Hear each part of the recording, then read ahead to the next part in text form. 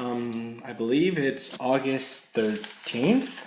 It is At 8:08. And this is the Toonami Society meeting 4, I believe. Numero quattro. And I believe here tonight we got Dakota, myself, Matt, and Rich, and also another buddy from work, James, might potentially show up. So yeah. Oh, I'm just trying to better document these two. No, that's good. Cool. We got James maybe popping in. Potentially, but if you don't get acoustics, come close the doors. Wunderbar.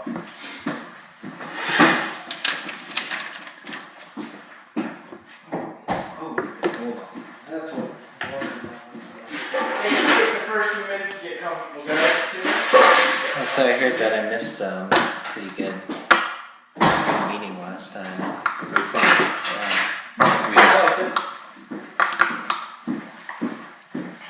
I think that's what we're gonna go over it again. Yeah, touch on it again. A few things. Yeah, so like we basically just went over Oh, yeah, the beginning, kind of like early Islam. Rich, do you want to get the sign-in set for us tonight, good sir? Get it started in the notebook for me. As always, enjoy creative liberty and just set up a sign-in for everybody. I feel like we've signed in on a different notebook every time. Yeah, pretty much. There's no consecutive. That's madness. That's just kind of how I roll. Hopefully, this will be the one here soon. That's a good one. LPL Financial. Look at those notes, man. I still like looking at these notes. I work for a little hedge fund Yeah. called LPL Financial. I'll give you as I came. Matrix Like and a hedge whole bunch fund. of other stuff. Excellent. All right, thank you to everybody for being. Being here tonight. I squeeze in like that. Perfect. I should be in here. Tonight, beverage-wise, I have a delicious ginger ale and a black cherry. Both really good. That's really all I brought. Thanks, Gabe. Thanks, dude. Yeah, of course. Episode 4. Episode 4, The Reckoning. Episode 4. Credits. Oh, I like how on this that the audio just like spiked, so that'll sound really loud. All right, I'm gonna pour 2 ginger ales and 2 black cherries. While you're not paying attention, I'm just gonna turn them around. You won't know which one is which, so it's a gamble. How can you not know which was black cherry and which was ginger ale? Because they're both clear, so now it's a gamble. The black cherry shouldn't be clear, should it? Oh, you know weird sodas nowadays. Gentlemen, thanks for coming. This is super exciting, and I'm glad we're on round 4. Oh, no, I'm dead. I think you got ginger ale. You fell for the ginger ale trap. No, Nice. I want. No, it's fine. No, that's why I bring 3 extra Okay, cups. You're allowed to. switching it up. Okay, which one would you I'd like? like some ginger ale. Okay. There you are. Swoosh. Thanks, Harvey. Yeah, I like this soda. Good, refreshing, and crisp. Alright, I'm gonna turn these on the page. Steal my pen. Or need your tongue. No, it's not my. No, I totally just brought those 2 pens. This one and that one. Oh, This is all I you got. stole my pen. Yeah, I'm like, not denying that I stole it. I'm denying that I am the culprit. Of the pen. Yeah.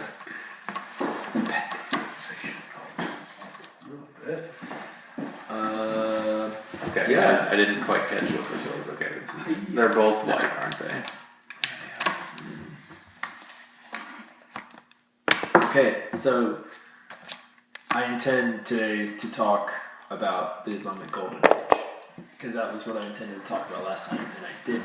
So I'm just throwing that out there so that we don't have to start there. I'd probably prefer not to, Okay? but if we could move towards that at some juncture, yeah, that's what I had in mind. Just as a refresher, do you want to comment on? What's that? Just give like a brief description of what the Golden Age is for listeners who don't know. Yeah, true. Define the terms. Well, how about this before we go right into the Golden Age? Well, yeah. Is there any thoughts or questions? Because I was going to say, all we did last time was like talk about kind of foundational. I'd like a recap. Yeah. We did. Well, I'm so bad at the recap. It's all good. You're I got probably you. better at the recap than I am. But But what I'm saying, what we did was we just went through like the formation of Islam as an actual religion. Okay. And then when I watched a video and kind of like did a couple things with that. And I think a lot of us wanted to talk about more like either just right after the formation or like more current day stuff, which is like why I think we did this section too. So if you wanted to talk about anything of like the the formation period, totally do that. And then we'll jump into golden age. Yeah, cool. Or like I like that. We can go in whatever direction. You know, No, I like the kind of chromatic or chronological. Really? Yeah, maybe if there's any highlights about, pre-Islam, short of. So I will say we really came at it from a very humble, really base perspective of, okay, let's just go over some of the foundations, some of the principles, some of the ideas, some of the aspects of the philosophy without digging too deep, without approaching too much of a critical lens. We really just talked about what is Islam, what does it mean, who is Muhammad, why is he the prophet, what is the Hajj, what are the 5 pillars that people have to follow under. Essentially what that crash course episode on Islam talked about. We just covered a lot of basics and approached it from various different angles and explained our familiarity with Islam and the Abrahamic traditions in general, including Christianity and Judaism. And it was just really fun. It was, like I said, it was very humbling, very cool, and we didn't scratch too deep below the surface, but I feel like this time around we have the opportunity to do that and unpack some more things, some more ideas, and some more aspects of Islam that, once again, we can really dig deeper into. Last time was that we asked one question before we started, and I think this is a good question just to ask you. I might kick it off, and then we'll go into what you said is, what was your understanding of Islam growing up? How much did you know before you even just sat down and talked about it, or before this Before the meeting, meeting, yeah. or just in general, what was your conceived- around 9/11 what because I think that's how we kind of I dropped the pop culture. I was like, I remember seeing it in South Park and all this other stuff. Yeah, how did movies influence? It was a good question to take the moment to reflect on. Yeah, because it does take a moment, because sometimes it's nothing, right? It didn't have any. I haven't thought about it at all, and I think that's even more insightful than some other things. But yeah, I think I threw that question out for you. I think let's see, you guys all mentioned 9/11, and that as an American, it's such a pivotal role in foreign policy and history. My understanding of Islam is pretty much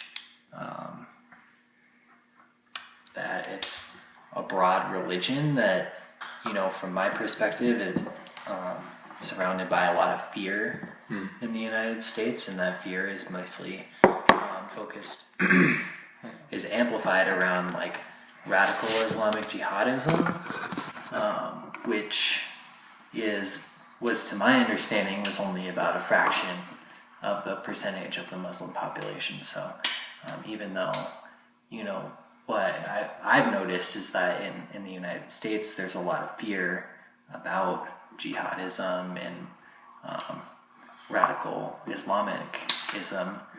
It's really just representative of a smaller percentage of the population than people really think. And then, kind of focusing on U.S. foreign policy and what we've been involved in since the 50s and since post-World War II, how we've interacted with the Islamic states has been pretty crude. It's been, there have been soft alliances with powers like Pakistan that have been confusing to me, because popular opinion of Pakistan is pretty poor from what I've seen, but yet the United States engages with them often and really interacts with them and supports counterterrorism initiatives with Pakistan. So it's really confusing to me before looking into it more, how our foreign policy is directed towards these people, because for the most part it's pretty bloody. There's been 4 or 5 conflicts within recent memory that have involved the United States invading country in the Middle East for whatever reason. So I guess, yeah, my understanding's been pretty limited. I know that there are certain sects of Islam that are kind of intense compared to other religions. There's, as I mentioned already, jihadist doctrines, martyrdom, just kind of like really extreme things that, I don't know if they've necessarily existed in other major religions, but it seems like in Islam they're like really prevalent and they're kind of controversial to human rights activists and women's rights and kind of liberalism in general. So Cool. yeah. And by that, we did define jihad last time, and I have in my lectures notes as jihad meaning quote-unquote to struggle, and then under that there's the idea of jihad akbar, which is an inner struggle evidenced by a desire to resist temptation and stay pure and in line with Quranic law, so the law that is, from the Quran, which, if you read it fundamentally, very strictly, very literally, there's a lot of things nowadays that just it butt heads with. So, Well, I've always thought jihad translated to holy war, so that interesting. This could be. Well, This could be.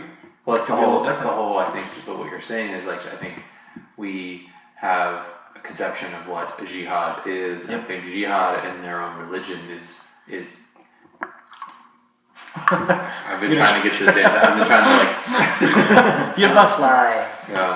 But within the religion. But within their religion, that we don't know is that's actually split into two. It's like the inner struggle, which I think all religions deal with, right? You have the struggle, like a struggle with Christianity in your inner life.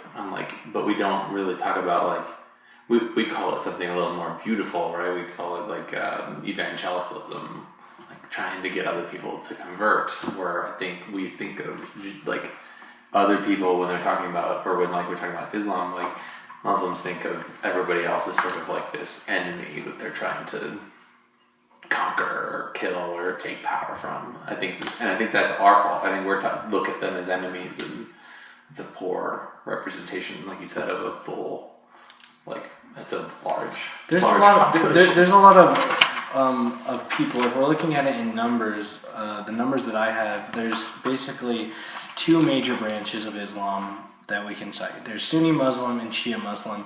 The Sunni Muslims I have on here, they say new friends. The quick ratings. Apparently, according to these numbers, there's 1.1 billion Sunni Muslims in the world, and Shia Muslim, which is the minority group, there is roughly around 187 million of them. So both those sects combined, there are a lot of people in the world who are practicing Muslims. That's a huge number. That's definitely no chump change. Yeah, and what's interesting is the division between Sunni and Shia is it's very so interesting. minor. It's very minor, and we didn't get into that last time. Yeah. We didn't get into that. It's like this small debate over which caliphate. Yep. Oh, actually it's a great follows story. the line of Muhammad or something like that. I'll read off what this book says it is, just to give a very quick overlay. Sunni Muslim, what is it? It's representing 90% of Muslims. It's the largest branch of Islam. In the 7th century, God spoke through angel Gabriel to Prophet Muhammad. Last in the series, including Abraham and Jesus. Revelations recorded in Quran. They must follow the 5 pillars. We talked about that last time. Shia Muslim is one of the two divisions of Islam, around 10% of Muslims. It differs through the allegiance to Muhammad's son-in-law, Ali, who I'll talk about in a moment, who Shiites believe was the first to profess faith in Islam to Muhammad. After Ali's assassination, this led to a leadership split, and basically, like Rich was saying, it led to this split or division. What was really interesting was after the Prophet died, he didn't ever name a successor, so he kind of asked his oldest mentor dude to lead the prayers. So some people look at that as being him saying that guy was the leader. Others believe that Ali, Muhammad's cousin, who was a great warrior and served by his side through many wars, was the true leader. I kind of use the analogy of Batman. It'd be like if Batman died, and instead of Robin becoming Batman, which kind of makes sense, he's been with him through the most, It'd be if he like made Alfred Batman. It's like, wait, no, dude, there's a clear division. Like that guy was the next in line. And so when you think of all of the unnecessary battles and hardships and violence and atrocities that have been carried out, really at the end of the day, it's just who was supposed to be leader. And Ali had to go through so much shit and so many issues and problems. And when he finally did become the leader of Islam, while he was praying, and this always happens in every story in Islam, every guy's just praying, chilling. Somebody comes behind him and just shanked him in the back, and he died out. So he waited, he fought for it the whole time. He finally got the position, was leading. Boom! Godfather style, just iced. So yeah, that's the base division split of why these two groups are fighting. Obviously, it's much more complicated than that, but at a very base level, it's just who was supposed to be the right leader. Wow. That's crazy, right? Crazy. Ridiculous. Does that take us to Golden Age? Is that what you're... Rich? Huh? Does that take us to Golden Age? Like, I'm wondering. And I did want to throw out too, when we can have these moments too, where if we're kind of all over the place, we're all throwing out ideas. We can always kind of bring it back to the center and take like moments to either reflect, answer a question, respond to a prompt. I just want to throw that out there, but just back again. I'm glad everybody's here. Episode 4, we're doing it, and yeah, that's cool. Yeah, I mean the Islamic Golden Age began around the 8th century AD. So I think chronologically speaking, we'd be jumping ahead. But hey man, that's how I read books. I just open it from the middle and start reading sometimes. Gabe, I recommend you approach it a little differently. Maybe in the future. We'll see. I'm always willing to change. But yeah, I mean, I could talk about it if I think it'd be a good place to open it up. I'm fascinated by the Islamic Golden Age for 2 reasons. One, it's sort of one of the...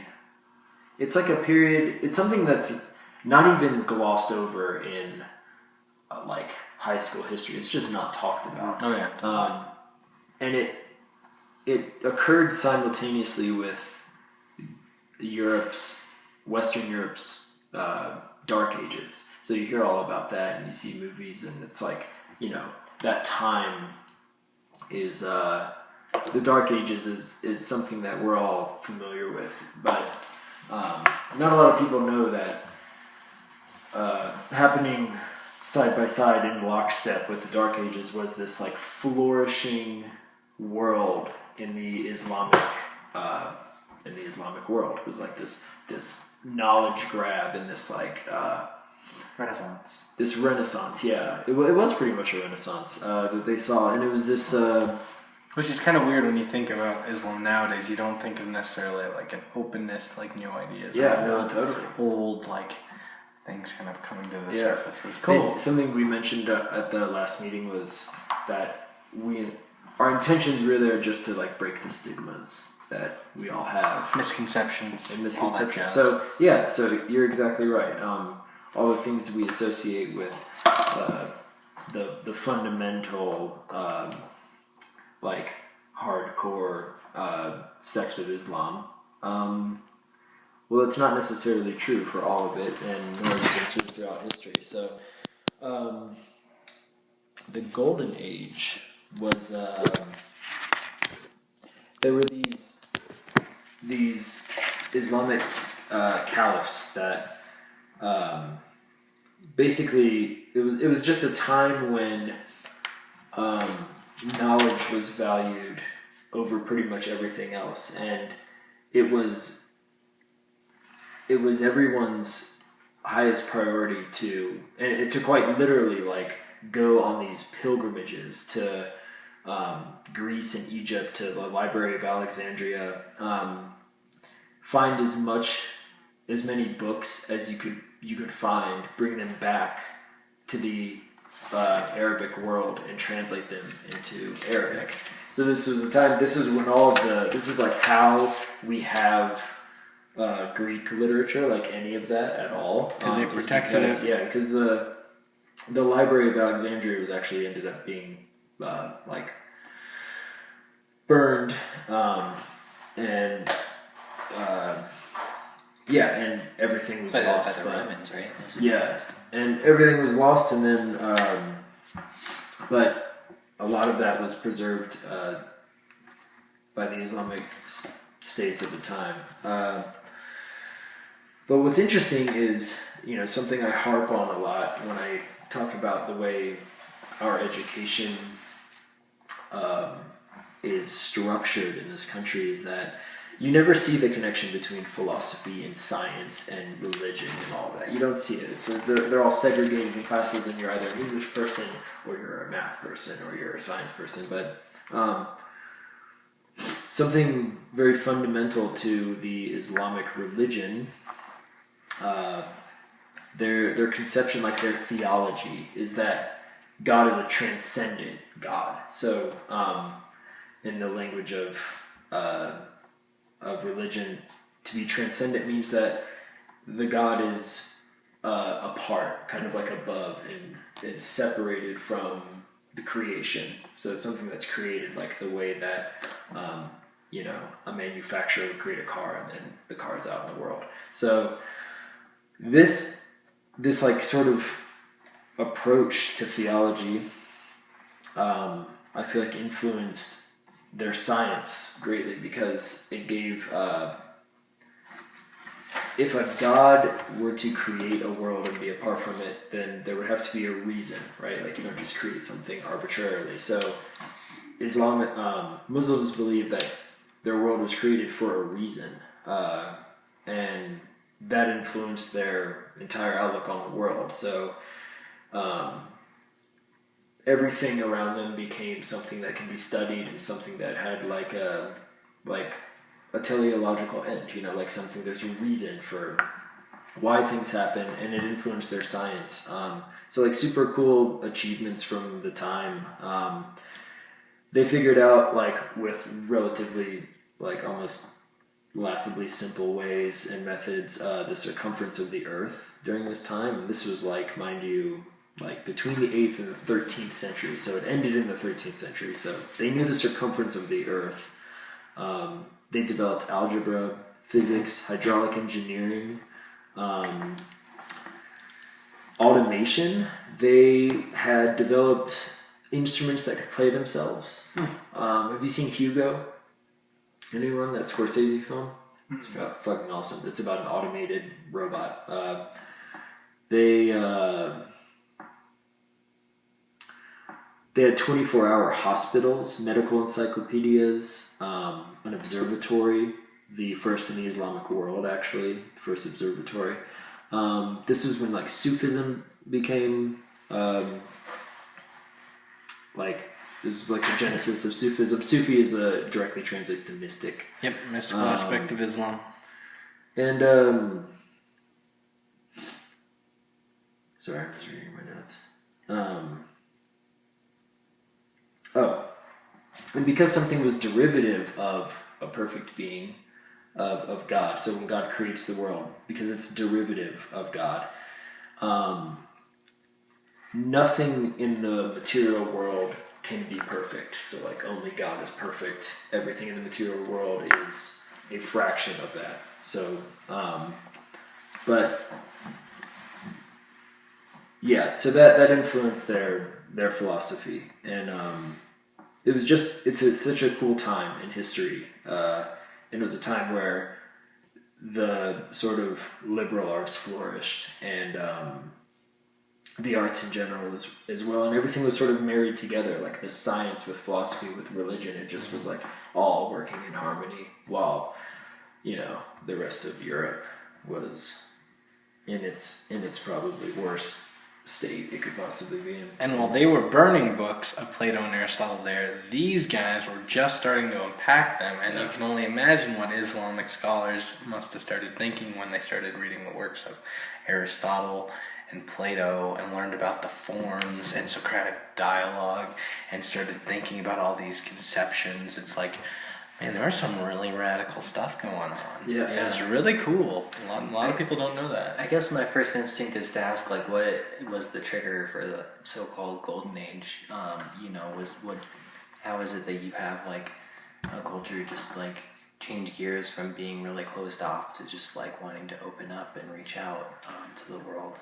Well, it seems. I was going to say, according to my like dates that I have here, like the major dates. I have the Golden Age is like 634. I don't know if it's like BC or CE. But it seems like before then I have a bunch of battles going on. Muhammad was doing a bunch of traveling. It seems like there was a lot of context before to lead to essentially, if we were looking at a story narrative, a lot of strife, a lot of obstacles, and finally the obstacles and hurdles were overcome, and they got to chill for a little bit. That's what my notes are inferring at, with just the years leading up to the golden age of the quote unquote golden age of caliphs, the caliphs. I would just say that, like, when we talked about the growth of Islam, it was a very quick explosion because of a lot of factors. One being that monotheism was relatively new. They're nomadic tribes, and so when they meet each other, instead of warring with each other, they just kind of like accepted the fact that, or just accepted just their differences, which were fairly minute in terms of like saying, hey, do you believe in several gods, or do you believe in one god? Okay, cool. We don't need to really we're fighting them. Yeah, that's like, it leads into like the whole idea of how it became like the tribal code between these groups, or like nowadays what we'd call blood feuds, where it's like, oh no, they fought against them and they will never forget it. So what was funny though is what you said, that you thought that they were like closed off, and they might be having a different notion of it. But when I know the beginning, is a big huge concept is called the Ummah, which is community, and it's a foundational theme for them is community. So like the growth of it became, and then yes, there were power struggles, but initial growth was to incorporate and then incorporate into the larger.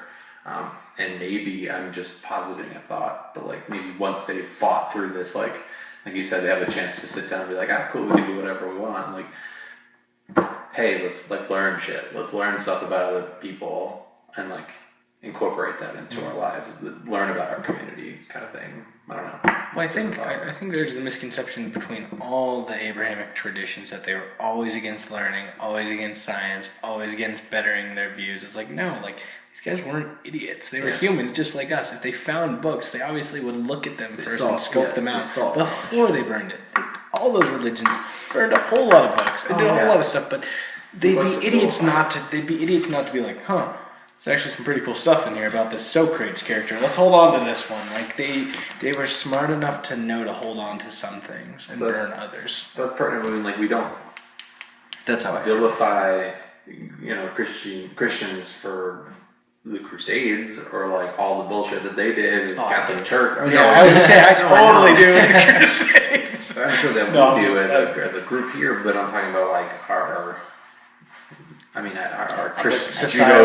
Christian judo. I think that's kind of the major theme the major religion that we have here in the United States, and we will go to our grave believing that no matter what, Muslims or Islam or just you can't say you can't get over what their low points are, where we completely wash over as a society, sort of our own. I think that's sort of that's that other thing, that other thing that we like to separate ourselves from. See, we didn't do this. It's we kind of did. I think Derrida might have termed that as ethnocentrism, where we think we're the best, and then we look at other countries and we're like, they're barbaric. Look at how crazy they are, and it's look at how crazy you guys are. Actually, it's oh shit, we're actually all crazy. Yeah. Well, and Take 5. I think too. I really like the question that you posed. I think they saw not only the flourishing of the arts and sciences and everything, but just prior to that, there was a flourishing of conquest. They were pretty much conquering most of the areas of the world. We're talking about the Syrian Empire, or that's the major. What's the major faction of when you say the word they? Who are we talking about? To me, it's just, those Islam dudes. The Muslims. No, that's a great point. No, it is a good point. I'm just trying to think of what their like denomination would be at that time. Arabs. Yeah. Yeah. Yeah, I mean, I think it's easier to talk about Arabs than like Muslims. Yeah. There is a But distinction. yeah, I wonder. I will say. A large one. But what comes with that, you know, when you see those sort of like successes, and you see you see abundance in your life. You know, your people are fed, and the population's growing, and like the economy's good. I mentioned this association last time, but the word scholar derives from the Latin word for leisure. So I think why you see this flourishing is because their society is functioning well. You know, their society is like, they're not hurting, they're not starving, and you know, it was. I think, like I said, I think their religion really influenced and gave purpose to the seeking of knowledge and the seeking of like understanding God's creation. It becomes a divinely ordained sort of endeavor, you know. But yeah, I am curious of the history, you know, like which tribes came to power, which like who's conquering who. I don't know. Well, like, I mean, I'm just crazy looking over the fucking paper I wrote like 8,000 years ago, and just its overall theme is like the struggle between Arabs and non-Arabs in the Muslim world. So you have different cultures in an umbrella under Islam or in the Muslim world, and they are dealing with struggling with equality and like, so I think that's kind of like maybe just a coloring of the situation. It's not like a mono like, it's like, it's very vast and different, and that might be where we see a lot of struggle and strife, like, and we look at it like, oh god. But if you look at our own, like, if you look at Christianity or Catholicism, like, we have our differences too. We might not like struggle, fight with each other as hard as maybe they do, but like, I think it's fairly similar and fairly relatable. But I don't know, it's just a crazy thought that I had because I was just looking at this paper that I wrote about. It's called the Shubia movement, which is like non-Arab scholars trying to let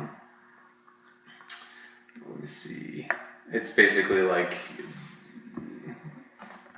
I couldn't even just distill this theory, this paper, but it's basically just that non-Arab versus Arab kind of difference. And there's like a large Shubia movement in Spain where like all these people are Islams and Muslims and they want to be treated equally as Islam, but if you're not Arab, you actually fall lower in the societal order. I don't know, I might be going on a tangent, so No, I kind of like push it back. Which is funny because when you go to the Hajj, there's supposed to be this level of equality and non-distinction between Arabs, whether you're black or brown or a mixture of the two. And once again, going back to Malcolm X, that's why he was so fascinated when he visited the Middle East during the end of his life, and he was like, nobody called me those offensive words that everyone back home calls me. We're all the same, Arabs, blacks, we were all treated the same. But like, there are these clear, very detailed historical accounts where it's like, no, they were just as selective as any other group, being like, no, we don't like you,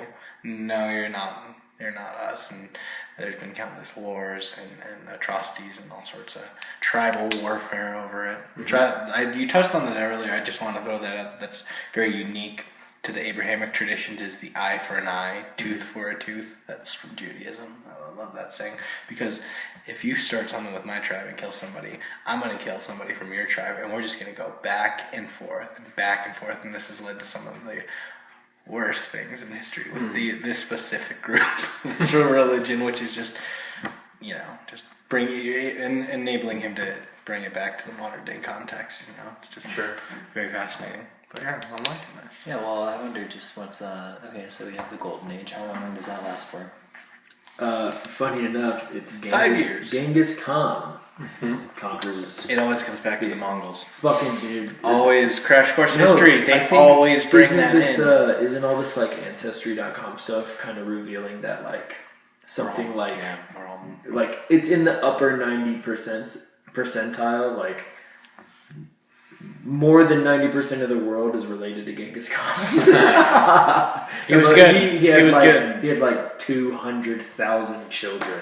No, that's grossly overestimated. But Genghis Khan conquers the Arab world in the 13th century and brings all that shit. Sorry, which century? 13th. 13th century. Yeah.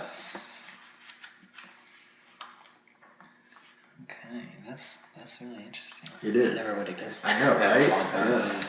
Yeah. It's always Genghis Khan. Motherfucker. And then why we have Alexander the Great shortly after that. Yep, naturally. Good old Alexander the Great. Also taught by Aristotle. Go Aristotle. Well, then that would have been way fucking earlier. Right. No, he would have. He would have taught him when he was younger. Not when he was. This is 13th century AD. When was that? Yeah. You know, history, timelines, all this stuff. You know. wait, no, dude, the evidence isn't lining up. Like, Aristotle could have definitely not been around there. Hey, man, you know, Aristotle probably encountered the Buddha. I mean, technically, they were roughly around the same time, Aristotle and the Buddha, from my understanding of time and history. Who knows? Weirder things could have happened. But yeah. Let's see, Buddha, yeah. 2000 BC. Yeah, because after that, I don't have anything. That's all I have for the last of the time. This is like that golden age of the caliphs, and then all those cats get put in charge before Ali, who's the fourth and last one, and then boom. So is there much known between the four of us between, say, like 13th century and... No, that's all I know now, and then current? So it's then medieval all Europe. mine. So, I mean... Oh, sorry. Well, yeah, no, I mean... We tried to do this that night when we were mom. Yeah, no. So it's like the history of ideas, or like intellectual history of the 13th century through now.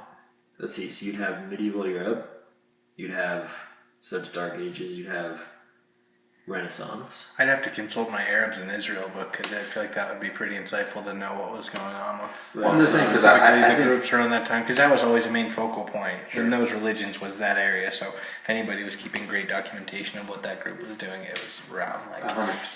that area specifically. I think I'm just trying to like gear it towards what we wanted to talk about this time, which is like moving totally. it for closer to I modern. have some modern Islamic dates if you want me to go over them. Well, no, I mean, I can understand what modern Islam like Yeah, where you're it starts, saying, but like I think that there's a gap, and I think between 13th Yeah. and say 19th century or 18th century. Yeah, I hear what you're saying, because like we just That we- just touched on like to the very latest of 13th century, and we've talked a lot about what Islam looks like now. It's kind of like the story of What's Jesus. going on? He's a baby, he's a child. Holy shit, where are the teenage and adult years? And now he's just some He's- regular adult yeah. kid. What happened in those teenage years? Why Now did he's they a leave that zombie. It's like baby Jesus, 30-year-old Jesus, zombie Jesus. But out? like, That's all you get. You don't get to know the middle and the beginning. No, that's a valid. yeah, I want like pissant teenager like, tequila, Jesus. I will have to admit and be humble off the top of my head. I don't know and don't want to speak to it. No, I think Right. but it's also illustrative of a larger point, and I think it's like the gap of knowing is.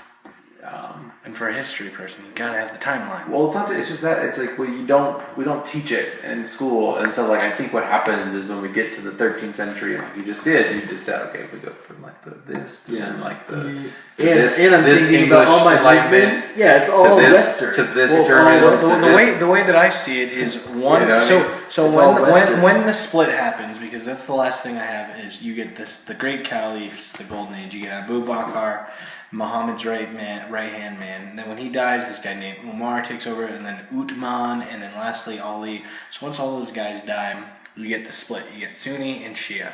One group goes underground because they're like, okay, the minority one, they're like, we can't. We will literally be killed for pledging allegiance to him. So the other one, what do we got? We got Shia. They go big, or sorry, Shia's the minority, Sunnis. It seems like if I had to hypothesize, because good scientists, we don't want to throw out any theories immediately. If I had to hypothesize, I would guess that Sunni continued to flourish, continued to fight, continued to quote unquote jihad with everybody, struggle, and it seems like I'd be fascinated to know what they were doing right and what they were doing not well, but they must have flourished, because if they hadn't, we wouldn't have 1.1 billion of them. Holy crap, that's a huge number. Yeah. But yeah, I'm kind of interested too. I don't know. Well, I wanted to bring it up to the modern times, but I just thought that if we had anything to say about like the background, it's always like Final points on the 13th. Blind spot. it's for me, like I was just thinking in my head, and like Yeah. I really want to What talk about happened modern. in the And I'm Arab like, world? fuck, what happened after the 13th century? What happened After Well, the what we could 14th? do, what we could do is take this as an opportunity to learn for future topics where a historical timeline is valid and cool, and also necessary. I think I just had a spark of knowledge. Do it. A Spark. spark of knowledge. We're talking about Renaissance in Western Europe after the 13th century. After that, we have kind of like in Western Europe the Crusades. In the Eastern world and the Middle Eastern world, we're talking about the Persian Empire and the battles between the three Abrahamic religions over Jerusalem. Yep. Hotbed. Ooh. So you have just lots of war. war between the different major religions during that time. Pretty much continually. it seems That like. makes sense, and then but that's what I'm saying. Like we'd like to describe the narrative from a Christian positive, or like that Judo-Christian positive side.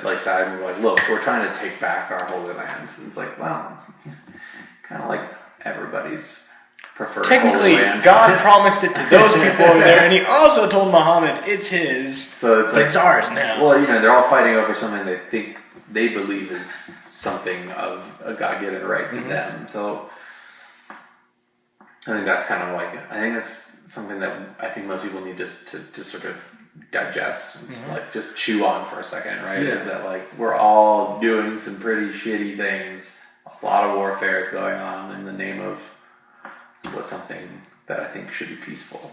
Well, maybe I could just say one thing that I'm sort of cheating here, but it could spark synapses. 15th and 16th centuries, three major Muslim empires formed: the Ottoman Empire.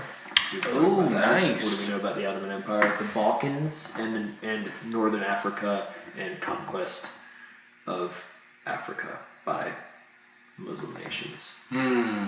So I was gonna say, this is like- Islam That's enters Africa. totally uncharted territory for me. Like Africa, Oh, man. really, Africa. India, they ruled India. So modern period begins. Yeah, Islam flourished to some degree in Yeah, Africa, actually. Well, Islam basically covered the whole northern, the Mediterranean coastline. What we know of. Into Spain. That's what I was saying. Spain was heavily influenced by Muslim culture. That's where they protected the scrolls and books of Aristotle and Plato, specifically Muslim scholars in Spain. And I think that's the primary pushback from the West, is into Spain and then back towards the East. Yeah, between the 14th and 20th centuries. Holy shit. The Ottoman Empire. There it is. The Ottoman Empire flourished. Also known in Western Europe as the Turkish Empire. The Ottoman Empire, I think, phases out right around the 1945-ish timeline when the British. Yeah, we'll get into that, but obviously, and we can talk about that with the timelines. But that's when they start making the deals to kind of split up Israel and give a lot of it to the people of the Jewish faith, and not a lot to the Arabs. And the Ottoman Empire kind of dissolves around that period. So that's why we don't really talk about the Ottoman Empire as much, from my understanding of the topic. Because if someone stopped me on the street and was like, "What's the Ottoman Empire?" I'd be like, You're a liar and a thief. I'm out. Big empire. Once upon a time. It was some time ago. But I think Jesus. I think that's actually really important, because I want to spend at least a good time talking about modern stuff. So I want you to kind of weigh in a lot. And I can drop a quick series. I can drop What's the a capital? quick series of dates too that are pretty interesting to riff off of. Sure, yeah, go ahead. I just wanted to throw out there that I think this is the foundation, especially when we get closer to more like the World Wars, right? You have the I started 1967, so we're definitely up there. Sure. I mean, think about before that. Like, if you think about the Islamic world, the Muslim world, like just constantly being attacked, right, from the West or From their itself. east, Or from itself right? within. The Persians for the longest time, the Ottomans, and just being just encapsulated within a world of just fucking shit, like warfare and all that stuff, and then to be when we move up to World War II and we just like dissolve and we start giving things. Well, who are we to? Which was happening at the time too, in general, where we were going in, either us or the British or other people, and just basically separating, making a decision, cutting it up, and saying you get that, and you don't get much, and then he's going to get some too. And I think that's an important just sort of theme to just throw out there as like, and I'm sure you know, this is like our involvement. Western imperialism or colonialism, or that's definitely prevalent in this time period. It's kind of funny when it's like the end of World War II. What is solved? Like, no, like sure we beat Germany. We're just gonna break up this really fucking fast line that nobody really. Like that's not really what we thought. Obviously, I don't want to fall into the whole talking about that topic, but it was really interesting that around that time they were making this huge deal without the important people who were living there, and basically cutting up their land and then giving it out to people and making side deals and back deals, and it's very political and just very fascinating, and just really interesting. Why don't we just go ahead and jump into it then? What is something about modern Islam that like I think fascinates you? Like what is it that like just, I mean, maybe I go first, just like it blows my mind how little we know, but also how integral it is into, say, modern politics, right? How much we talk about it with this sort of forced, like we talk about it like we know, right? Politicians or people that are like scared of Islamic terrorism or whatever, we blindly just sort of like, whatever it is, we just say what we believe, but what do we actually believe? It's like kind of nothing. We don't really know anything about this world. And there's like the whole Steve Bannon thing that I wanted to get into, but I wanted to throw it to you just because like I wanted to hear what you have to say about it. You have a lot more, I think, training than I do. About which? Just modern, like foreign relations, or what about the Islamic world? That I mean, since we started thinking about this, there's so many places that you could even start. I was, obviously fixated on Jerusalem. Yep. It's an interesting. Once I dove into it, actually, the Ottoman Empire was actually apparently it was very peaceful, just before World War II, and even parts of during World War II, it was actually not very violent. But as soon as the war ends, you have a reconstruction phase, and like you were just talking about, a divvying up of land.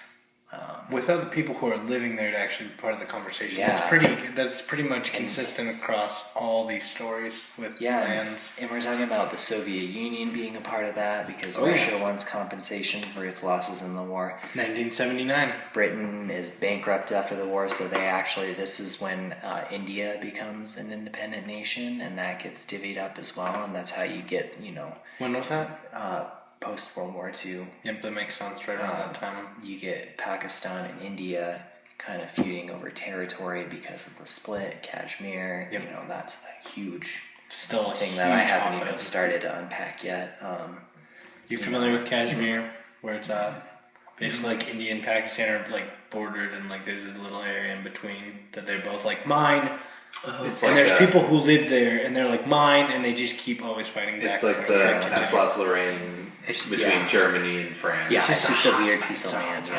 And they go to war with it over it 5 times. Yeah, and India and China have the same thing going on with their border.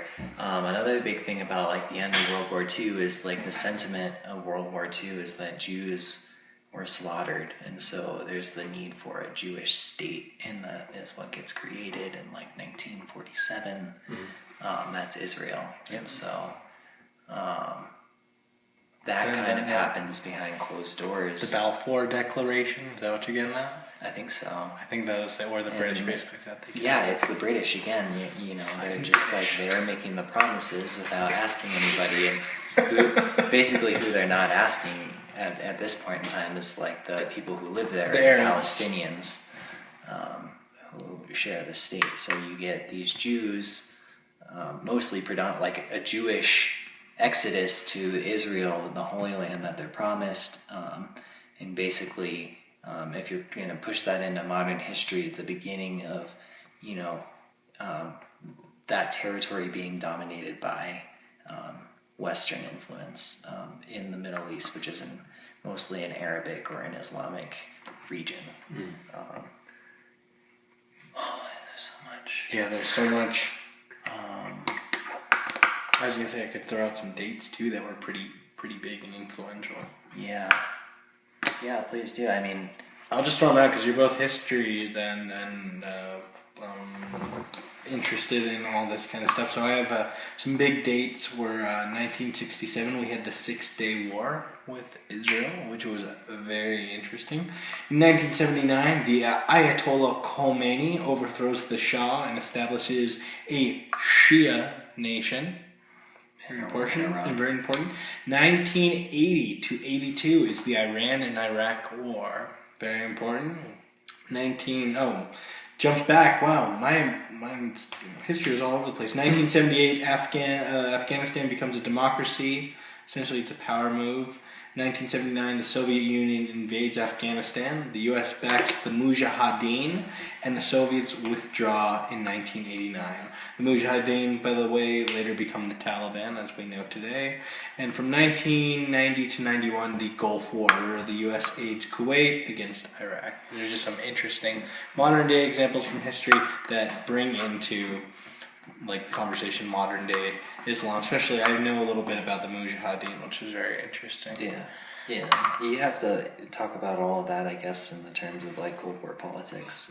Everything that happens Reaction is, Cold War politics between the U.S. and Russia, and the divide between, capitalism and communism. Really?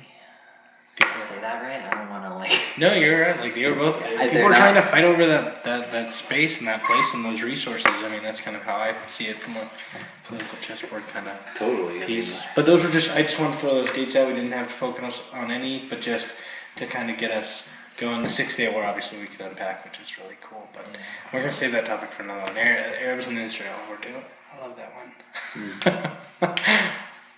I mean, there's not really a whole lot that I have to say about it other than, right now, the Palestinians are losing that battle. And, especially with, Trump coming in and shaking things up the way that he's doing it, it's looking even more dire for them. So, there's peace talks about how to have a Palestinian state and an Israeli state, but I think most perspectives are that the Palestinian state is diminishing, and the United States and Israel are going to maintain control over that territory for the immediate future. And So do we? I'm sorry.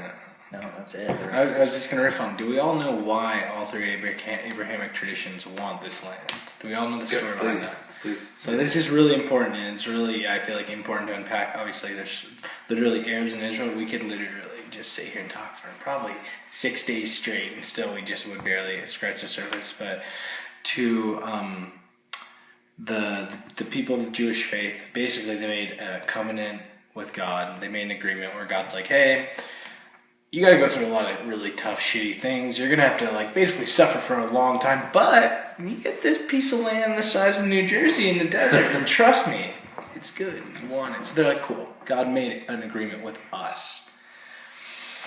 Well, in Islam, that also happens to be the place where the Prophet Muhammad, no, is that the Hajj in Mecca? Either way, something really big in the Islamic world either happened there or is supposed to happen there. They kind of claim it as their own. To the Christians, it's also kind of where Jesus hung out, or he was born, or he did some really cool stuff there. But But to fundamentalist Christians, it serves a really important place, because if all the Jews in the world, now this is a real belief, if all the Jews in the world go back to Israel, it will set in motion the Armageddon, which will trigger the end of days, which Jesus will then come to Israel, basically smite everybody, and take like 40,000 people with him up to heaven. Kind of hang with them for a bit. There are people who are making moves that have a lot of power in the United States who truly believe that story. So fundamentalist Christians have been a huge influence in the state of Israel. Just so fucking dangerous. They're just as dangerous as. But they don't agree with Judaism. No, I know. As Christians, they don't, but they want to help fulfill this story or narrative. So to all three religions, it serves a very important place. It serves a historical purpose. It serves as a religious place of function and rituals. Basically, all three of them have these spots right next to each other that they're just constantly killing each other for. It's very fascinating. So I wish I could give a little bit more information on the Islamic reason why, because it's not where Muhammad ascended to heaven, quote unquote. That's the Hajj in Mecca. That's a site of pilgrimage where all Islamists must go once, and they have to go around a black stone, and that's where Muhammad ascended to heaven. So I think it's maybe where God came to Muhammad, or maybe he figured out, like, Islam will be a religion, and I'm starting it right here in Jerusalem. It's like, well, convenient for you, Muhammad. The land's already been snagged, so it's really interesting. It's a topic that could definitely deserve more unpacking and really delve into. Well, I mean, like, I think it's an interesting point to maybe jump off and say, like, you know, we side, obviously, with, I guess, two sides of the equation, right? Mm-hmm. We side with two players in the game. And you can understand the source of animosity from the other one, saying, first off, this is your game, the United States. Let's get your shit out of it. But also, like, why would they attack us? Or why would there be such fear? And now that we are on the other side, whether we have a post 9/11 world, stroke that fear and say, yeah, we shouldn't assimilate Islamic culture or Islamic, values because they are not ours. I mean, I don't know. I just feel like we never talk about, like, the actual people and, like, their struggle, like, their actual everyday life. We just talk about it, like, in this lofty, like, radicalism. Well, that's what academics all the time, like, raise it above the story of actual people who are living these things, mm-hmm. doing these things, and we can revert to, like, statistics or, like, numbers or data or, like, good old-fashioned epistemology, like, let me open my book. Mm. So, yes, there's this forgotten element, potentially, of, like, the human element of things. Thinking about what's happening on the floor. On the floor, right? Zionist is the the Jewish version of what you just described earlier, which was that that's where if we all go there, we'll be accepted into heaven. Mm-hmm. Zionism is like a radical form of Judaism that, like, not all people in Israel are radical Judaism? I don't know, that's totally not a word. They're not Jews. Not everybody, they're not radical Jews, dude. In Israel, not all the people are Zionists, but there is a good amount of people who want to make sure things stay the way that they are, and especially nowadays, people have moved away from this, like, conversation of, like, how do I say this? There's more people trying to focus on bridging the gap between Arabs and Jews than fostering the hate. But what makes it to the airwaves is these groups hate each other and they're killing each other and all this stuff. There's really a lot of people who are fostering on getting the younger generations to work together, assimilate. But it's just really heavy when you get these Abrahamic traditions together right next to each other. They don't really tend to play well with each other. Sure, and if they do, you got to wonder to what degree is authentic or genuine, Sure. Because some of them, they do acknowledge each other's existence. Like, the Islamists will acknowledge the existence of, like, Jesus or, like, Moses, and they totally see their place in the story and the tradition, but they deny certain things, like, maybe he wasn't the son of God, but he definitely was real and did some things. Mm-hmm.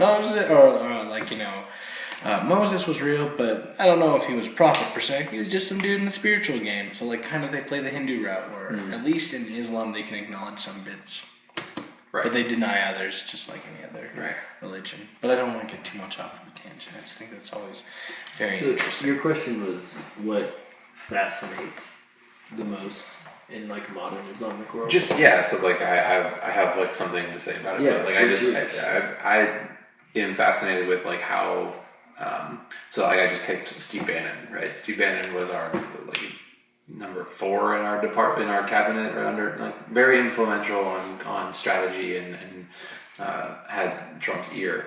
And he gave a speech at the Vatican. You're like, I don't know if you've heard about this. Like, got Skyped into the Vatican, and it's all the Christian world and all these like important things. And he basically just said, we're at war with Islam because Islam doesn't value our capitalist individuality kind of things. And here's why. And then just like basically went down and they're gonna kill you because they don't believe it. And like, so I'm like, this is like really scary because you have somebody. He's the audience of all those people. Yeah, and all those people, I think, have that feeling in them, right? They're like, yeah, like whatever. But then when they're stroked, it's like the same thing with like They're different. the They Trump, look right? this It's like you have different, like you know? this fear-based, like they're coming for you kind of thing. And Yeah, be scared and fearful of the other. yeah. Classic move. Yeah, totally. And so for me, like, I think it's just so. It's like the politics and this, like you had mentioned, like the whole Soviet Union being involved. I think we have this really weird like view of that area where it's like they're very much communal. They're very much about like I don't know, like we just have different values, and I feel like we associate them with some weird like socialism, like communist thing. I'm and, happy to unpack those because please, yeah, because like I think we are at a war with anything anti-communist or anti-capitalist at this point, and we are like umbrella, like we're throwing the Islamic world in that umbrella because I think we just A, hate them because we don't like their religion, and B, because I think they might. But what's just funny, the other major, it's kind of like secondary thought, is like Islam's major like offenses that we usually like point to, like look at their like anti-women's rights and like human rights in general. Yeah, like not a great. Yet like the far right, and they're really against that, but like don't really give a shit here about like we have basic human rights, but we're not really all that equality driven. So it's like they're kind of ironically. We could talk stabbing about our back. American contradictions. Right, well, like American all day. contradictions.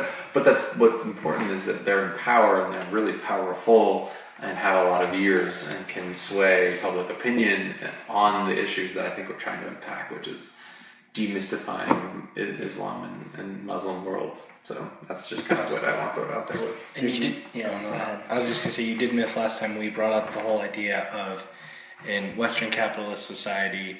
The idea of politics is very religion and politics are supposedly supposed to be separate. So you're not supposed to incorporate religion into politics, but obviously there are politicians who are religious in America who that does influence their politics. In the Arab world, those two just intersect. Islam is law, law is Islam. There are these intersections that intertwinedness that does not compute with us. That does seem to create some sort of rift where we see them as separate and they say it as intertwined, interconnected. It was just a great little piece that I wanted to bring as an example because that's very important to distinguish. There's like Islamic law. There's an politics. absolutism of the doctrine of Islam that there isn't in necessarily in Christianity or in modern Christianity, but the word of the Quran is the word of God. Well, I think the Quran is very less interpretable. Yes. Like, it certainly can be interpreted in different ways, but it's less so than the Bible is, or like especially any like Hindu text or anything like that, because those are all very narrative based, and the Quran isn't so much narrative based. It's like a kind of like a list of what's the word? Fucking maxims yeah, it's like a list of maxims, like just things you should follow. You know, Kind Do of you like guys- Confucius. Do you guys know what Protestantism is? In like Christianity, I know it's Sure, a yeah. branch of Christianity, yeah. yeah, But, like, We can thank Protestantism for working Martin Luther. pretty much like 5 days a week, 40 hours. We can thank good old-fashioned Protestantism and. Well, what is it? What is Protestant? What is? Let me look, Well, look in my it's, book. Maybe I have a page. it's on an it. open interpretation of the Bible. Okay. A more open interpretation of the Bible. It's Science. much more. What do I got? I got it right here. It's much more like geared towards the Gospels, like the word and following Christ, and it's a lot less. I know it's they're trying to be less into idolatry, like You want Yeah, to sure. take that? So, according to my book, there's about 382 million Protestants in the world. Key text, the Bible, with an emphasis on the New Testament. What is it? It is, along with Roman Catholicism and Eastern Orthodoxy, one of the three main branches of Christianity. Born of religious protest, hence its name, against Catholicism in the 16th century Europe, when church leaders such as Martin Luther denounced papacy, proclaiming God's will and faith in Christ versus good deeds or papal decree as sole sources of salvation, and Bible as the sole word of God. Bible is the sole word of God. Basically. Yeah. So and protest against what I've heard is that Islam has been described as basically as a radical Protestantism. It's, like you said, it's not interpretable. There, like in Christianity or in Catholicism, there's the Pope, and the Pope can issue statements like, "Oh, we Speak on behalf reject of the God." what we did right. here. We apologize for what we did." But in Islam, there's less so like, you don't have like somebody who speaks on behalf of the Muslims, because the word of Muslims is the Quran. Right, it's not malleable in any way. Like, But then there are those like Righteous caliphs or like actively. the kind of the big main players that can kind of come in and slide in a few things like, well, I'll let it slide. Yeah. Okay. So like in the Which is weird, right? In the Quran, like if you steal, like you I don't want to butcher the saying, but like you cut the hand of the thief. Boom, and eye you for an cut eye. the hand off. Won't steal and again. So like I guess like in modern day, in the Arab world, the people don't live with the fear of knowing that if they steal, that they're actually going to get their hands chopped off still, because they've evolved past that a little bit. They don't all subscribe to, even though like it's directly in the Quran that like your hand gets cut, but like I don't know. Apparently in Saudi Arabia they take that more seriously still. they still stone you for Well, things. I was going to say this. We will, when we're talking about fear-based identity, we'll go and say, look at Saudi Arabia, they stone people. Look at if you're gay in Saudi Arabia, they'll throw you off. The But building. I feel like that's like focusing on different aspects of Christianity, where like one of the main branches in Saudi Arabia is called Wahhabism, which is a fundamental branch of Islam that I'm not too familiar with, but has a huge influence in the politics, the social strata, the economics, the politics. And so there's an example of what happens when a radicalist group or one of those main players influences it. I just wanted to throw that out there because you can point at a lot of places, but Saudi Arabia is valid, Right. but there is historical context and precedent to it. The whole region. Not that I'm not familiar with that, but Saudi Arabia is really fascinating to unpack. Just lost what I was going to say. Oh, it's all good. Sorry, No, I you're just interrupted your stream of No, consciousness. that's okay. I just had it. I was like, there was like a theme or something I wanted to throw out. Just You should have just keep been going. like, huh. I would want to touch again on capitalism, because I said it before. There's been this dichotomy of capitalism versus communism, and a lot of misunderstanding surrounds that they're opposites of each other, and I think that it's important for people to know that that's not true. They can be merged, they can be mixed. China has a capitalist style economy, but they're a communist government. Yeah, it's freaking weird. So weird. Well, the United States is obviously a capitalist economy, but there's little flashes of socialism in there, and it's just not. They're not just the one and the twosome when we were describing it earlier. It's just maybe capitalist oppression. Like maybe that's a part of it, but definitely not the full scope of absolutely. what we were talking about. Right. It's not like you have to fully or like completely subscribe to one. They're not mutually exclusive. Like you can be a proponent of universal health care, but but still believe in like That's not good for a capitalist economy because then you're paying all this money for people to get free healthcare or something. I don't know. But then it's presented like, I think back to Bush, circa like 2002 or 2003, where it's like, you're either against us or you're with us. So it's really like how these religions are usually like presented as very like black and white, cut and dry, pasted here, look there, but really there's like so much beneath the surface we don't know, don't understand, and don't care to know, or don't want to understand, and it's easier to get by with like the fake messages about them without actually unpacking them, which is important for us to know. Well, I mean, like this is a completely different topic, but like you could talk about like the why socialism is such a naughty word, and so like. I'd like to tackle that. Well, we can talk to that. But like you say, look, you have a democratic socialist on the candidate. You got it. Oh, so close. But you say you have a democratic socialist, and to like a vast majority of the people, all they hear is communist, and all they hear when they say communist, all they hear is like dictator, people die, blah blah blah, and it's like. No. I mean, you're blending. It's funny because like the arguments they throw you, like, well, it's never worked. It's like, well, I'm also not proposing for what Lenin did or what Stalin did. Like, or what's going on in South America. Nobody's ever really read any of Karl Marx's work and don't know anything about it. But it's not that. It's what we're trying to do is trying to understand. Yes, capitalism might be actually the best system that we've had in place, but there are so many pitfalls and so many shitty things about it. Stable. Let's try and fix it. And I am labeling myself a socialist because I am trying to distance, or at least criticize with I'm turning away from capitalism. But what I'm trying to say is that the label itself is a dirty word, just as much as power saying words. I'm a Muslim. They're loaded question or loaded term, and all of a sudden people are like, I know what you are, without actually knowing anything about that. That's why when I tell people about the topics we've been talking about recently, I'd always kind of pause when they're like, what's the most recent one you've been talking about? The U.S. Constitution? Stories? Wait, what? Islam? So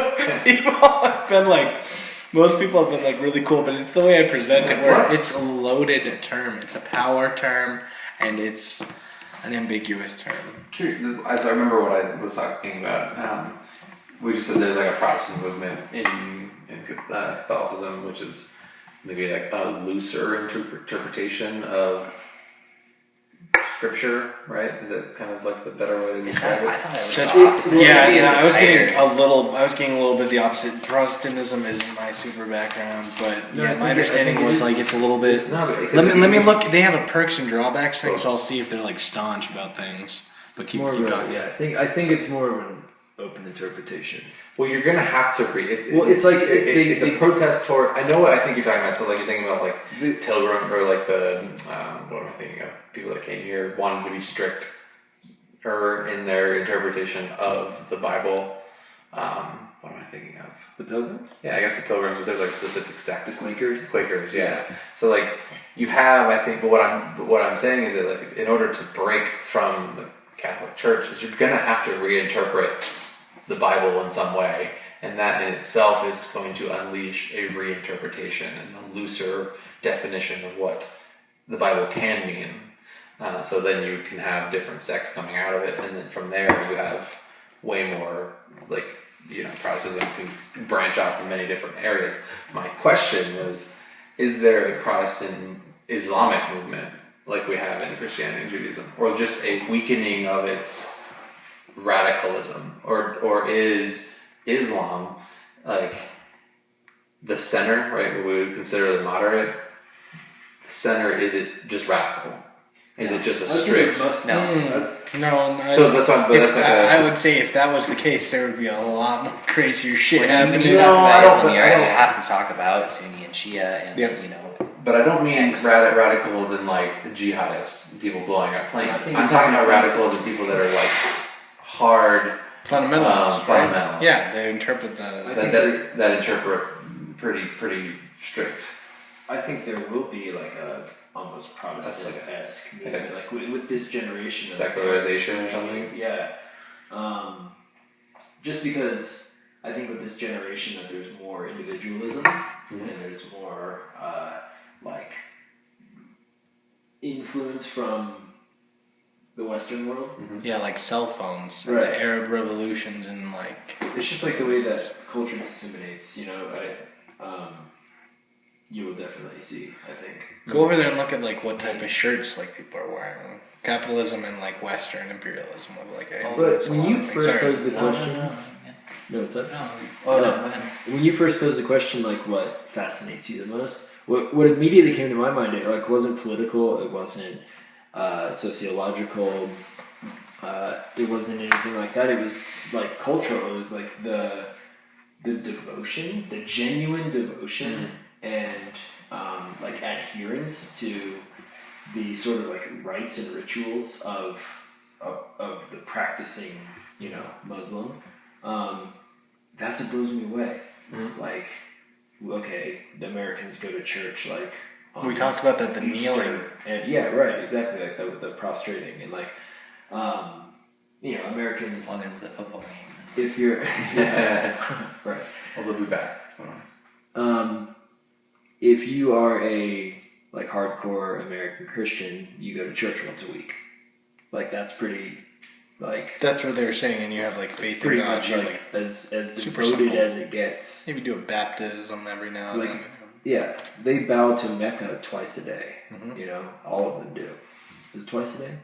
I believe it's twice a day. Yeah, twice a day. Could be more, depending on where you're at.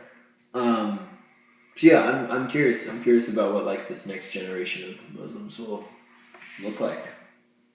Right. We should talk about ISIS. That is pretty important.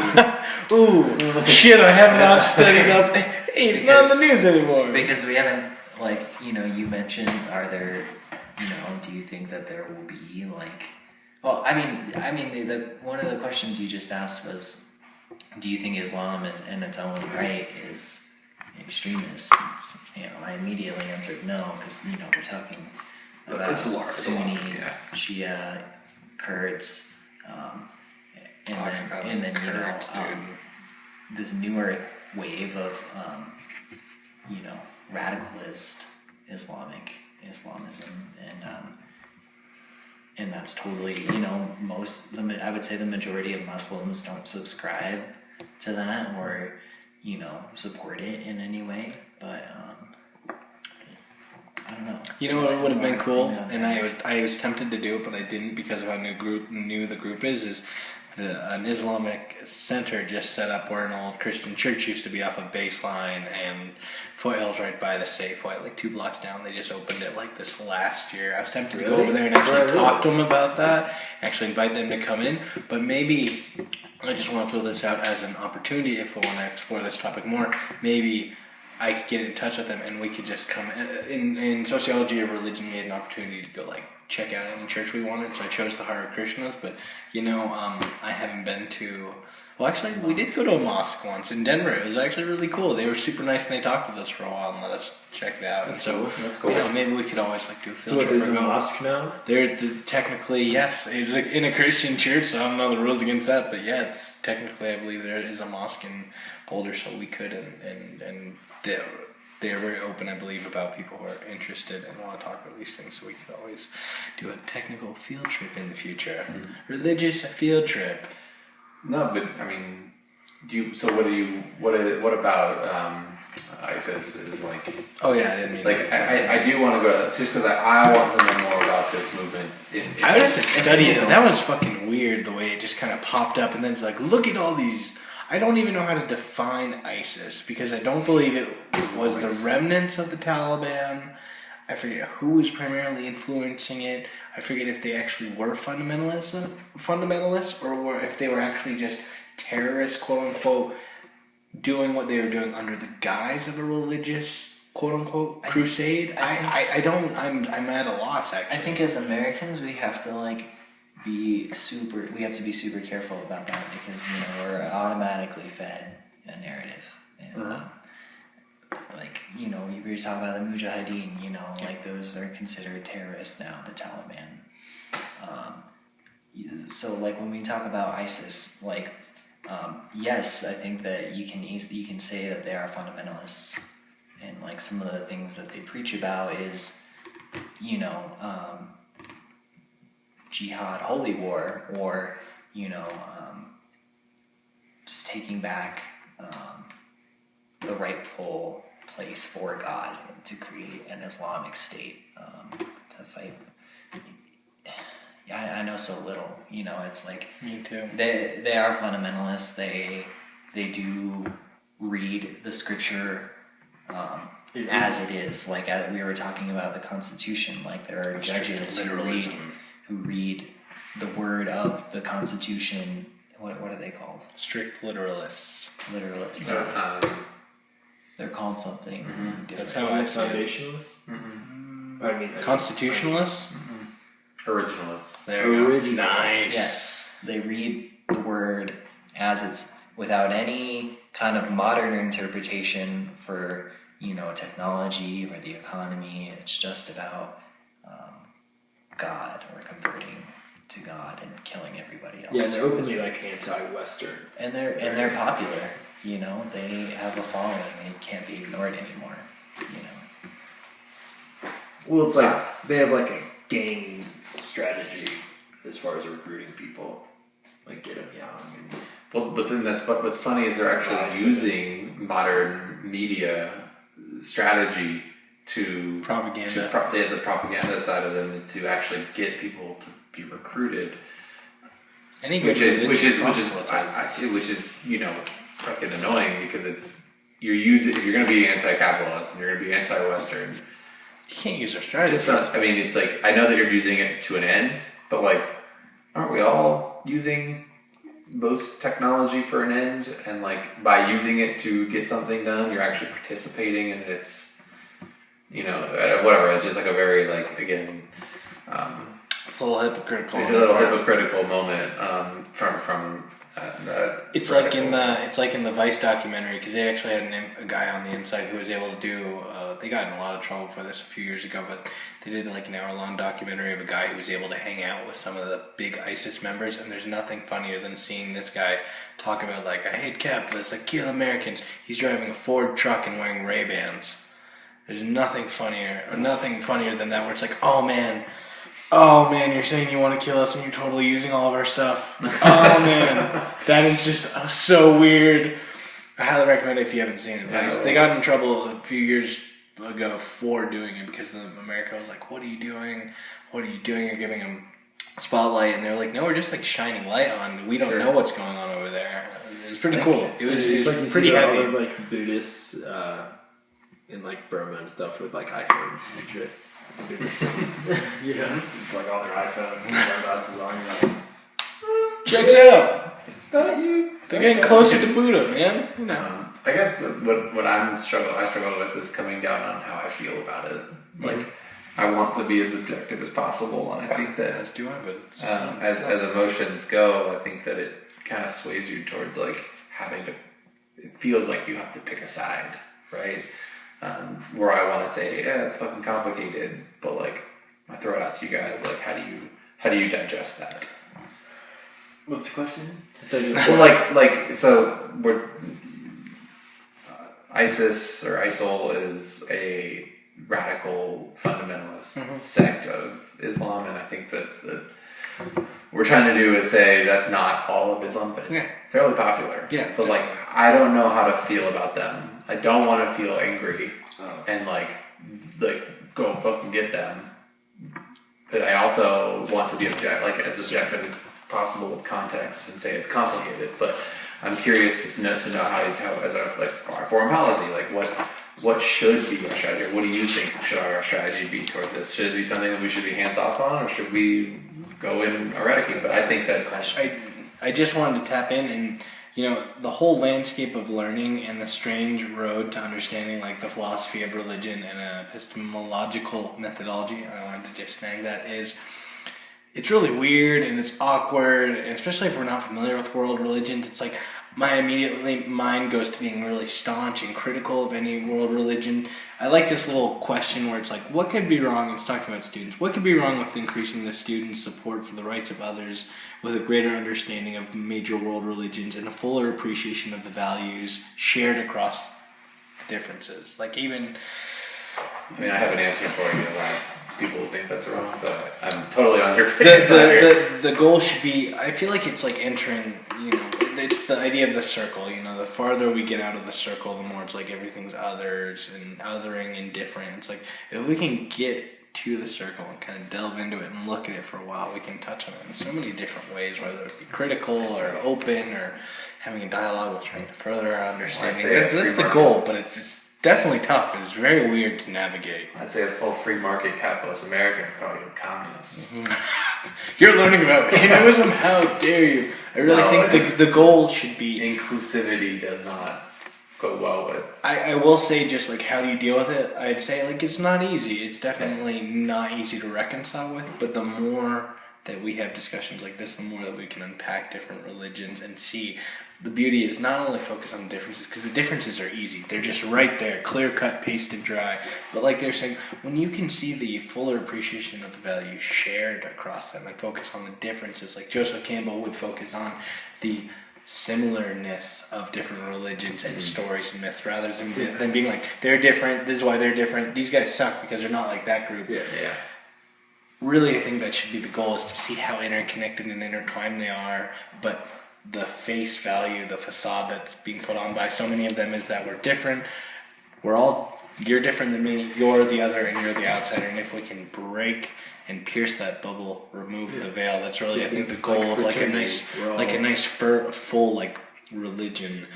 Right, but I completely agree with you. But I'd say the people that denounce what you're saying are literally disagree with you on a fundamental basis. Totally. That we shouldn't we should value and prize ourselves more than we should value and prize other people and like understand them. So we should insulate ourselves further, because why should we give a shit about a country we don't have to deal with? We should, and that goes back to that, like, individualism is primary in capitalism. Mm-hmm. I shouldn't have to care about Rich's success in the marketplace, because if Rich fails in the marketplace, it's Rich's fucking fault, not my fault. Why do I have to care about what he does?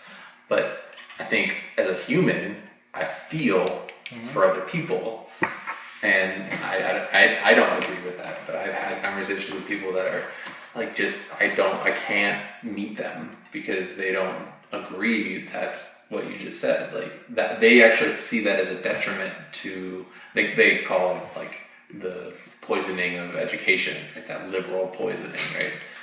Because what does education do now? We try and teach like the similarities of things. Inclusivity. Right. We try to teach the similarity in religion, where they would rather say, look how fucking different they are and like how much better we are. That's totally fine. That's an element of studying religion too. Hey, I would hate for us to go over all of Islam and be like, oh, it's so great and idealizing. Yeah. I'm not talking about like the horrible things. It's like, right. It's so easy to immediately get into a critical and almost atheistic style approach with world religions, where it's like, God's stupid, their philosophy's stupid, who the hell is Lao Tzu? But really, sometimes you just can't connect with people and you can't pierce the bubble, and sometimes you'll just enable them in their own beliefs. I will say, sometimes you have to find ways around it with people, and sometimes you might not be able to win them on religion, but they might be a great golfer and maybe you like golfing with them. Maybe you can win them over through a game or two. That's really the goal. Well, what do you have to say? What dance? Yeah, final thoughts. Yeah, go with it. I guess a couple of things I wanted to mention about ISIS to help guide what we were just talking about is that, some of the values of ISIS, would be taking sex slaves, Slavery in general too. slavery, yeah, just, Really horrible. You're at it. you know, just at any cost to, you know, help their cause, taking hostages, killing children. And so to that extent, like, I would say my stance about it is, yeah, it's awful. I'm kind of more of like, if we're going to talk about intervention and my stance on intervention, usually I side with like human rights. If you can go in and help a cause, you know, usually, you know, that's good justification to go and intervene. But at the same time, that's not always how it happens, and usually intervention ends up being part of the problem. So when it comes to ISIS and should we intervene in the Syrian conflict, I remember having a specific conversation with my friend about it, because he was an international affairs student too, and we would just like fought about it for a long time. And like finally I took a stance that I am in favor of intervention as long as it's in a non-violent way, kind of more of like a non-violent protest. But so I'm all for foreign aid and, you know, intervention in that way, but not for military intervention. And that's really hard for me to say, because, you know, that means that like, you know, if there is a genocide, you know, like I don't think I would support going in there and fighting whoever is committing genocide or crimes against humanity. And that would probably trigger somebody, you know, but that's kind of my stance toward it, like with my view of the world and how I've seen things.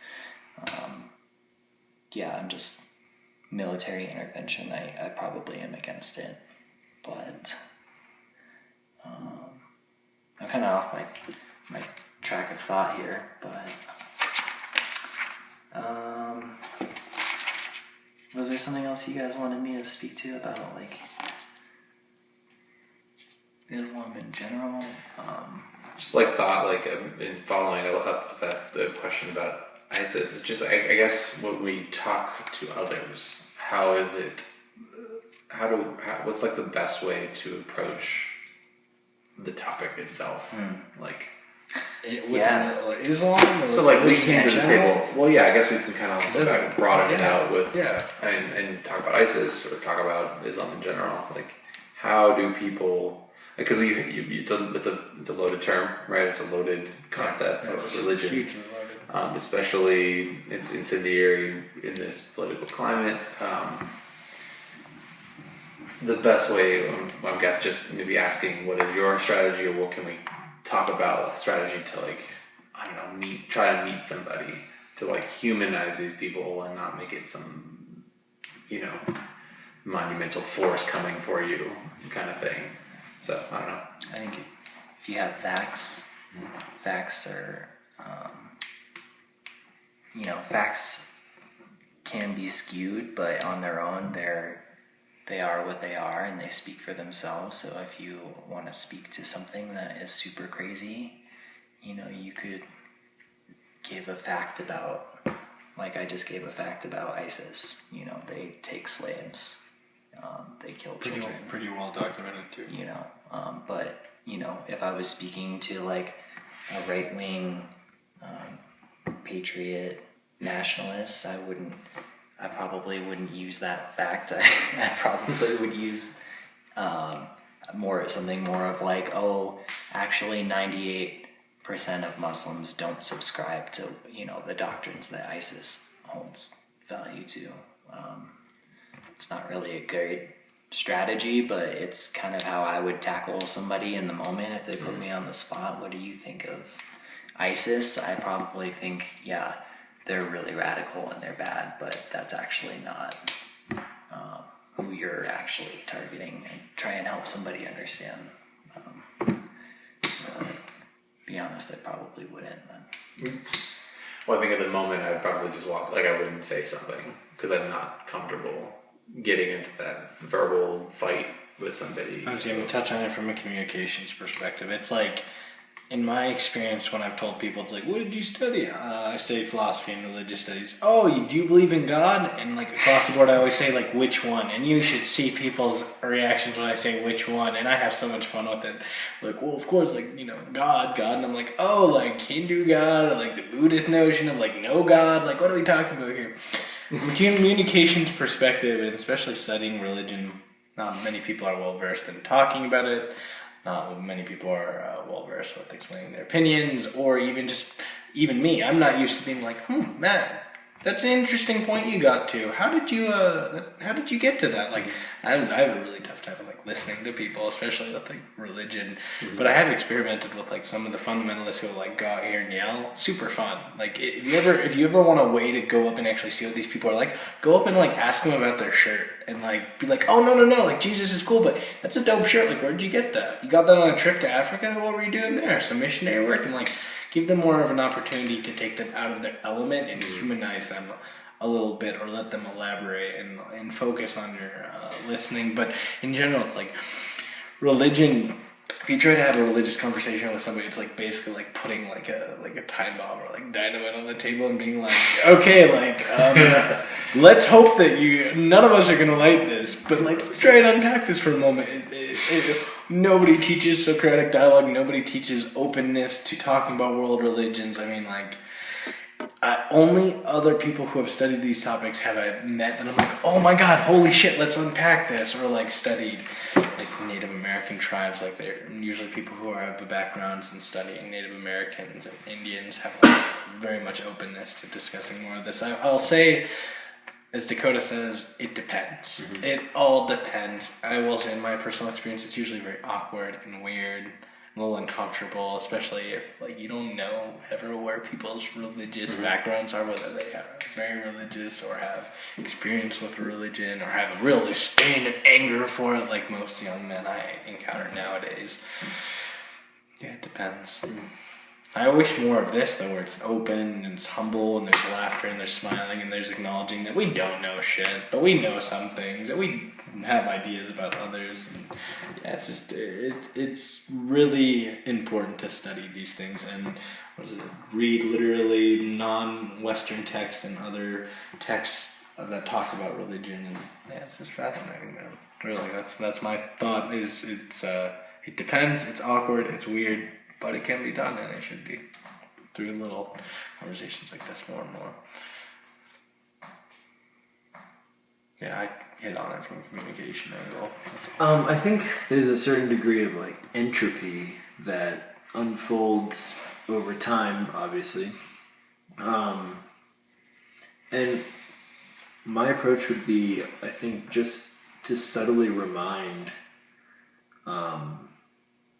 anyone, whether you're an atheist, a Muslim, a Christian, a Jew, a Buddhist, or agnostic. You are not religious, but you don't know. You don't claim to know. Just that there's, at the heart, I think at the heart of these religious texts, and at the heart of the mystic, and at the heart of any individual,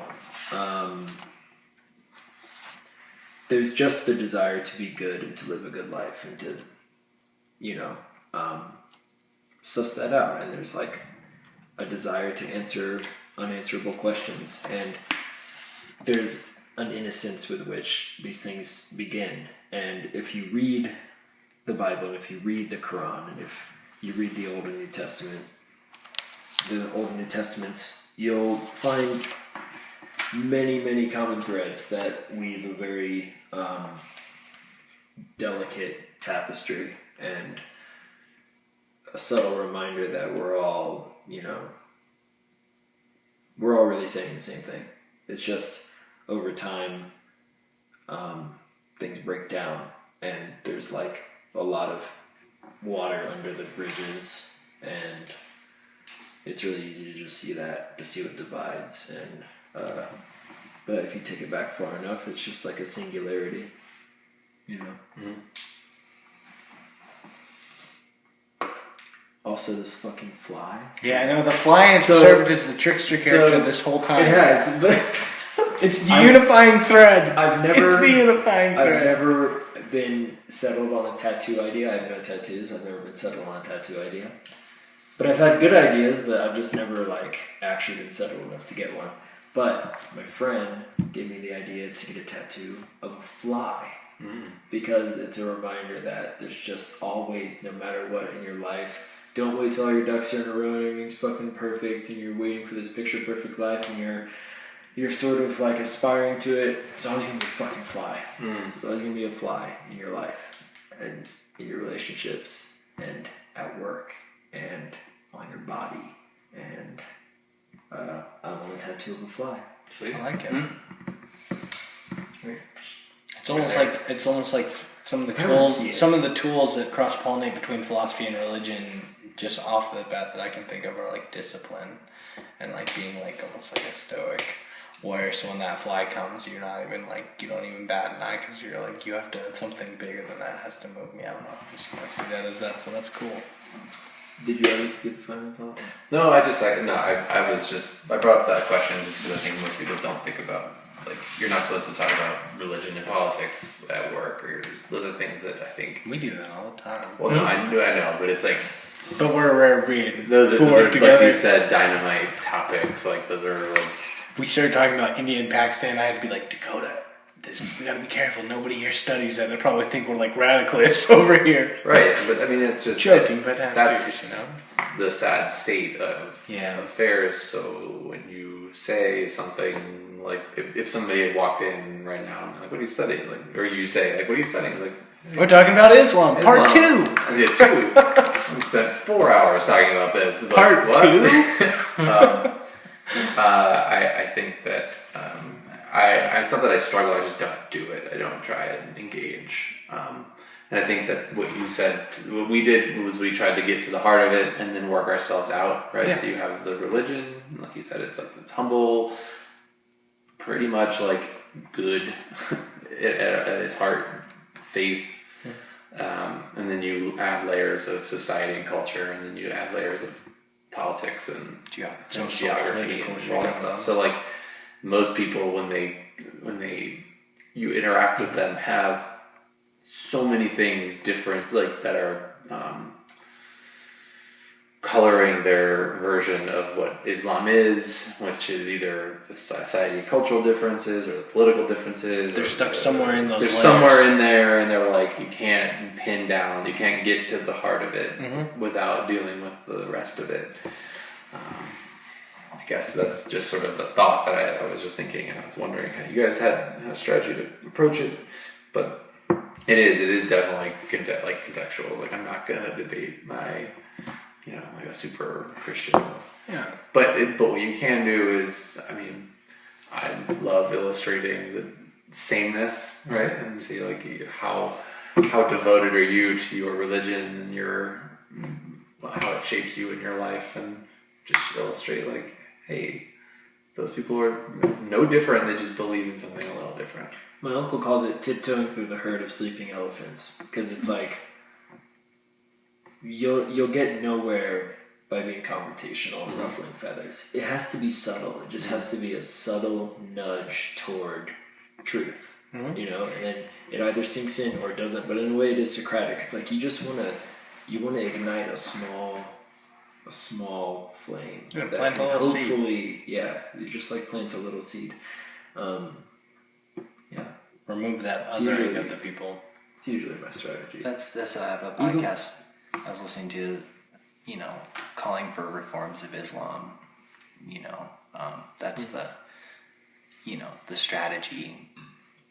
That's good advice for somebody who is, a practicing Muslim but doesn't agree with, the intense practices of, Muslim law or Muslim written law. It's small. From the ground up change is what you want to inspire. Because you won't convince 1.6 billion Muslims to renounce their faith. That just won't happen. Yeah, it's like a slow build. I mean, it's like revolutions are never overnight. It's usually small seeds planted here and there. Next thing you know, and then they strike when the iron's hot.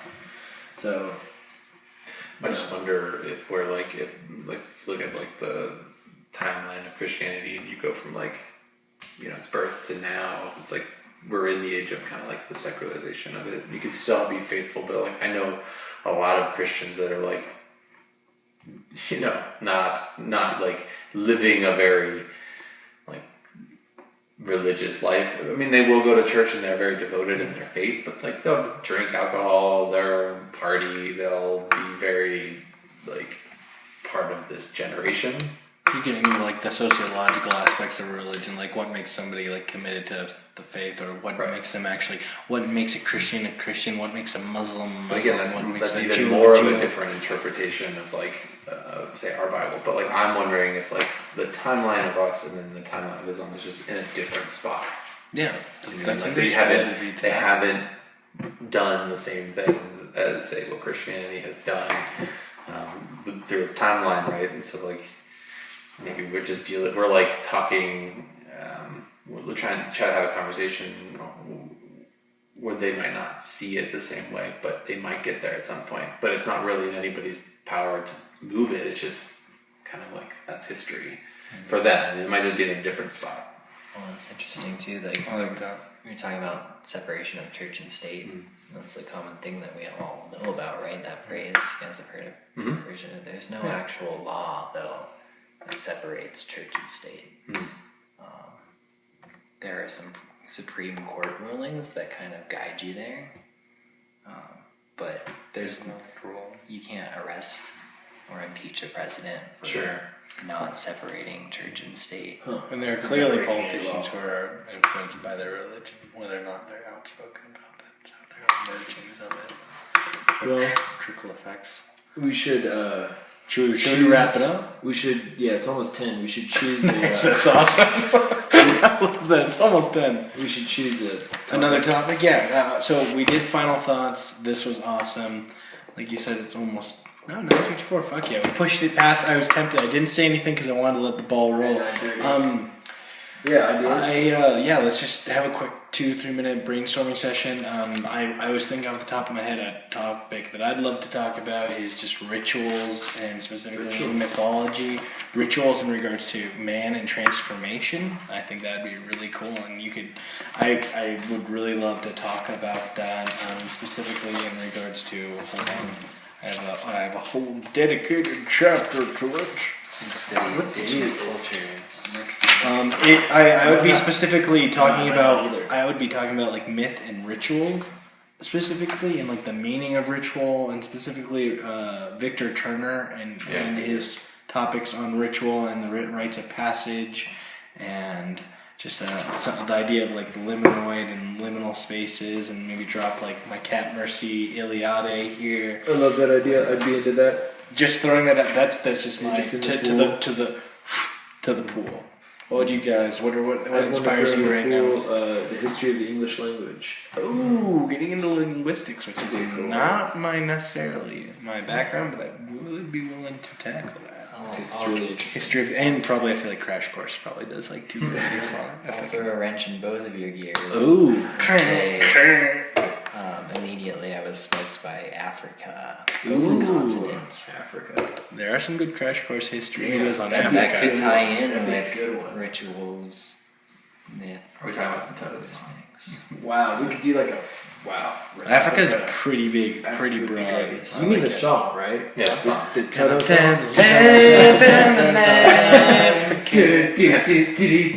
Now, would we talking about Africa with or without North and South Sudan? Because that's pretty big, historically speaking. That was relatively new. Okay, I like that. It's very broad. Very broad, and there's a lot to I unpack. know, I haven't really thought about it. I'm totally down to just piggyback on one of your guys' ideas. I like all of them being outside of my purview. Mine's a little broad and specific, and a little broad. Okay, well here's the deal. We maybe don't even have to decide on it now. I don't.